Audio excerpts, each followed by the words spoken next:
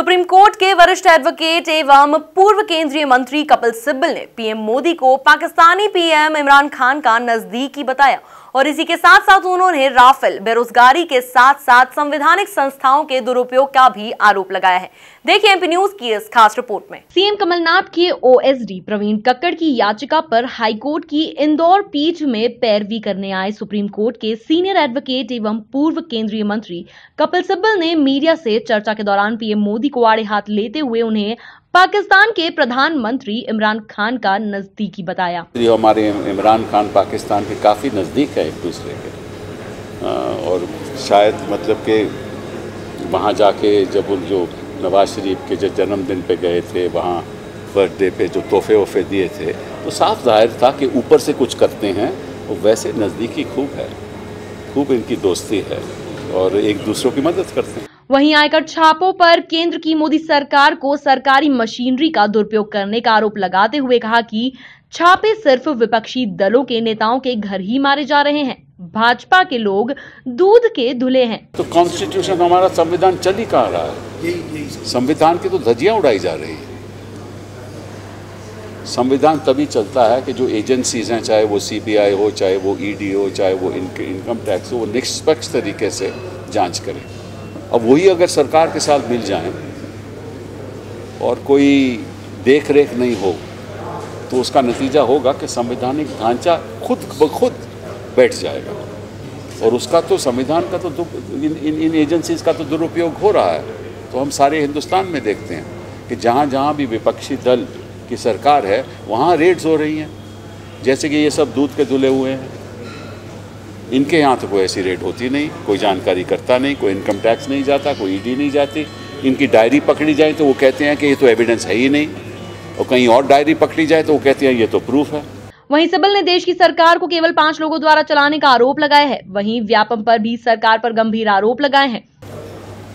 तो ये तो दोगली राजनीति है ना। फिर प्रधानमंत्री जी जाकर वहाँ भाषण देते हैं और लोगों के खिलाफ बोलते हैं। और व्यापम में क्या हुआ आप जानते हो कि इन्होंने मामला आगे नहीं बढ़ने दिया। कितने लोगों की मृत्यु हो गई, कोई लोग मारे गए, कई लोग कोई रेलवे के नीचे आ गया, कोई अजीब किस्म की उसकी मृत्यु हुई, लेकिन कोई जांच ही नहीं हुई। अभी तो देखिए ई टेंडर की उन्होंने जांच शुरू कर दी है ना, ठीक है ना। वो टेंडर किसने लिया और उसके पीछे क्या थी, उसमें तो कई कहते हैं कि लोग मैं नहीं जानता कि इसके पीछे बड़े बड़े लोग थे। तो वहीं बालाकोट आतंकवादी हमले को सरकार की नाकामी बताया। इसी के साथ जिम्मेदारी सरकार को उठानी चाहिए ये भी कहा। इस दौरान सिब्बल ने मोदी सरकार पर जनता को मुद्दों से भटकाने का आरोप लगाया। देखिए ऐसा है कि हिंदुस्तान के इतिहास में ये स्थिति कभी नहीं हुई कि देश 2 लोग चला रहे हैं। ऐसी स्थिति हमने कभी देखी नहीं कि कैबिनेट मौन है, इनके मंत्री लोगों के पास कोई अधिकारी नहीं है। जो पीएमओ कहता है वही होगा, और पीएमओ में ही कुछ ही लोग चला रहे हैं, कोई ऑफिशियल 2-4-5 लोग चला रहे हैं। और इधर फिर कोई जो असली मुद्दे हैं देश के सामने उनकी कोई बात ही नहीं करता। असली मुद्दे क्या हैं? गरीब आदमी का मुद्दा क्या है कि सुबह उठ के उसको स्वच्छ पानी पीने को मिलना चाहिए, ठीक है ना, प्रदूषण नहीं होनी चाहिए, उसका सैनिटेशन ठीक होना चाहिए, ठीक है ना, उसको रोज़ के दिन रोटी मिलनी चाहिए, उसकी आमदनी इतनी होनी चाहिए कि वो अपने परिवार को सुखी रख सके। उसके बच्चे के लिए अगर स्कूल जाने की सुविधा हो तो अच्छा स्कूल परिवार भेज सकता है। वो स्कूल ही नहीं है, वो अस्पताल ही नहीं है, वो प्राइमरी सेंटर ही नहीं है, वो नौकरियां ही नहीं है, वो रोज़गार ही नहीं है। ये तो देश के सामने तो ये मुद्दे हैं ना। लेकिन यहाँ तो देश के मुद्दे क्या है कि हमने सर्जिकल स्ट्राइक कर दी, अच्छा किया, उसको हम सल्यूट करते हैं, सेनानियों को सल्यूट करते हैं, डिफेंस फोर्सेस को हम सल्यूट करते हैं, ठीक है ना, अच्छी बात है, हम नहीं कहते। लेकिन असली स्ट्राइक तो आपको बेरोजगारी के करनी चाहिए।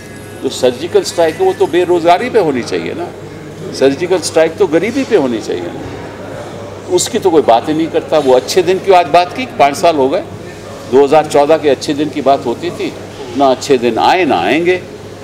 कहते थे कि 60 साल में जो काम कांग्रेस नहीं कर पाई वो मैं 60 महीनों में करके दिखाऊंगा। वो 60 महीने भी बीत गए। अब कहते हैं 60 महीने में सब कुछ थोड़ी ना होता है, अभी तो हमें बड़ा वक्त लगेगा। अरे भाई ये तो बताओ कि तुमने 60 महीने में किया क्या। गरीब आदमी की पॉकेट में छापा डाला नोटबंदी के द्वारा, ये आपका 60 महीने का कारनामा है। जीएसटी में छोटे व्यापारी को आपने बर्बाद कर दिया, ये आपने 60 महीने में किया। हाँ, गुरदासपुर हुआ तो आप फंस गए, कुछ किया नहीं। पठानकोट हुआ, आपने कुछ किया नहीं। चौकीदार कर क्या रहा था? चौकीदार क्या सो रहा था? फिर उरी हुआ, क्या चौकीदार सो रहा था? फिर बारामूला में हुआ, कई और जगह में हुआ, तो चौकीदार क्या कर रहा था? और जब भी कहीं चोरी होती है तो पहला सवाल चौकीदार को पूछा जाता है कि चोरी हुई क्यों। हाँ, ये तो पाकिस्तान को सवाल पूछते हैं, भाई चौकीदार तो ये थे, सवाल तो इनसे पूछना चाहिए कि ऐसा पुलवामा में हुआ क्यों। हमारे जो सेनानी थे, हमारे जो CRPF के लोग थे, वो मारे क्यों गए? चूक कहाँ थी? वहाँ तो कोई जांच नहीं हो रही, वहाँ तो कोई इंटेलिजेंस फेलियर की बात नहीं हो रही, किसी को बर्खास्त नहीं किया गया। ठीक है ना? तो मतलब ये है कि और फिर चुनाव इस रास्ते पे, इस हाईवे पे चला रहे हो, वो हिंदुत्व का हाईवे है। ठीक है ना? पाकिस्तान, हिंदुत्व, सिविल 35A, 370, ठीक है ना? ये ठीक है, मुद्दे हैं, आपने 15-20 साल से वादा कर रखा है, आप नहीं पालन कर पाए, मान जाओ कि हम विफल रहे। लेकिन देश की जो असल के मुद्दे हैं, कभी ये कहते हैं कि हम NRC बंगाल में लागू कर देंगे। मकसद क्या है? मकसद यही है ना कि लोगों का बंटवारा करो, ठीक है, उनके बीच दीवारें खड़ी करो और राजनीति करो, और जो असली मुद्दे हैं जनता के सामने उनकी बात ही नहीं करो। ये है मोदी जी की चौकीदारी की राजनीति। वहीं इस दौरान राफेल मुद्दे पर बेबाकी से अपनी राय भी रखी। जो नोट फाइल्स थी उनमें किसने विरोध किया, जो समझौता हो रहा था, और किस तरह से जो निगोशिएटिंग कमेटी है, प्राइस निगोशिएटिंग कमेटी या किसी की कोई सुनवाई नहीं हुई, और प्रधानमंत्री जी ने खुद ही फैसला किया 2015 अप्रैल 13 को 36 राफेल लेने का ऑफ द शेल्फ। तो दस्तावेज़ों से ये पता चलता है, और 3 खास उसमें दस्तावेज़ हैं, कि डिफेंस मिनिस्ट्री से ही विरोध हो रहा था और लॉ मिनिस्ट्री से ही विरोध हो रहा था। और क्योंकि ये दस्तावेज़ अटॉर्नी जनरल के मुताबिक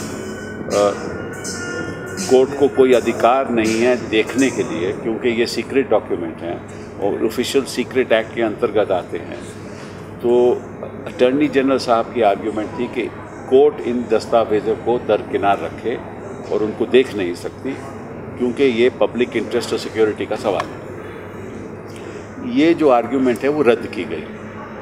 सुप्रीम कोर्ट ने कहा, और 2 अलग अलग जजमेंट थी, तो दोनों ने कहा है कि नहीं, जो पब्लिक इंटरेस्ट है, अगर किसी डील में कोई करप्शन का आरोप लगता है और रॉन्गफुल एक्शन का आरोप लगता है और वो कोर्ट के सामने मामला है, तो पब्लिक इंटरेस्ट डिमांड करता है कि उसको, उन डॉक्यूमेंट्स को, उन दस्तावेज़ों को हम देखें और हर डॉक्यूमेंट को देखकर तय करें कि इसका रेलेवेंस है या नहीं।